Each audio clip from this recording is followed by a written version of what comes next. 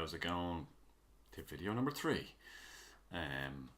So this one is about power. We did it very recently in class, so if there's any of it left in your mind, that will be helpful. We're looking at globalization.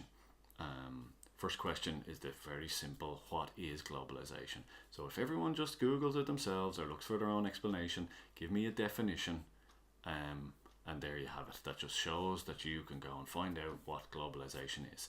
You can, of course, have a look at the video that we showed in class. There it is. If you globalization explained, if you look for that on YouTube, there's globalization explained.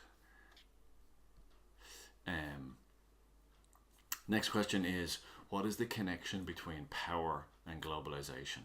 And that video as well will help you in that regard, because it's about looking at the connection between power and globalization. If you are powerful, if you have a lot of money, then you can build on that and build on that and get more influence. So if globalization is the movement of people and the movement of capital, money, business across the world, the more power you have, the more globalization will suit you, the more you can gain and benefit from globalization. The next part of the question is about these 2 positive and 2 negative in terms of the impact of globalization on your community and a community in the developing world. So again, we did that on the whiteboard. People might have taken photos of that. 2 benefits and 2 negative impacts.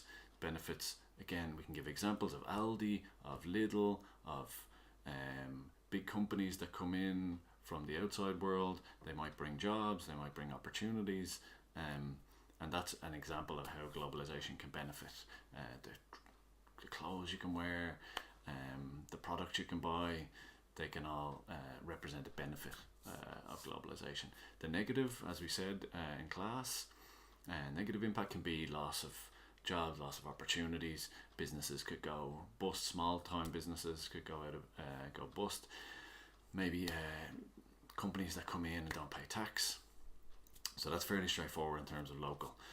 If we look at it in the global south, or the developing world as it's called, if someone's coming in from a multi-corporation into a town in like Zambia, for example, we did it on the board there last week in class, is that what are the benefits of that and what are the negative impacts. So they'd be quite similar to they would in our own local reality, but have a think of it in context of the developing world.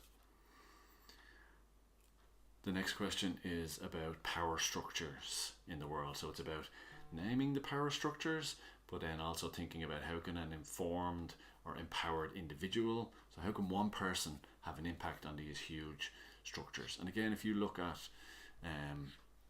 we were looking at it the other day, the most powerful companies in the world are right there on the screen. Amazon, Apple, Google, Samsung, Facebook, they're brands that are very, very powerful. If you look at that image that we had on the board as well, you can see the connection between these big companies. So they are so powerful, they've got so much money behind them, so much power and influence. And the question is, how can an individual have an impact on that? And yeah, that's for you to think about in terms of, like it says there, developing awareness. You can choose where to spend your own money. You can be involved in protests or in campaigns for Apple to pay their tax in Ireland, etc., etc. So it's just really about identifying how an individual can influence these structures and promote social justice. That's question 3. Nearly there.